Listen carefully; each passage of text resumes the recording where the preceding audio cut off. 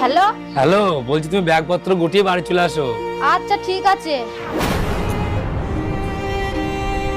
আরে দাদা। আরে বোন, ব্যাগপত্র নিতে কোথায় যাচ্ছিস? আরে দাদা, আমি আর থাকবো না, আমি চলে যাচ্ছি। আরে কিন্তু তুই যে বলেছিলি অনেকদিন থাকবো, এখন হঠাৎ চলে যাচ্ছিস? আরে দাদা, তুই তো সবই জানিস, তোর জামাইবাবুর ব্যবসায় না অনেক লস হয়ে গেছে, তাই তো ফোন করেছিল, বললো বোম্বে চলে যাবে, ওখানে ছোটখাটো কাজ করে সংসার চালাবে। বোম্বে চলে যাবে?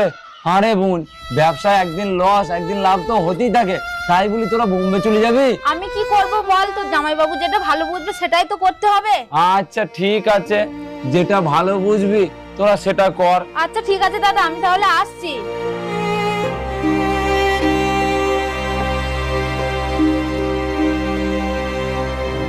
বলছিলাম দাদা, হ্যাঁ বোন বল। তুই যদি আমাদেরকে 50,000 টাকা মতো দিতিস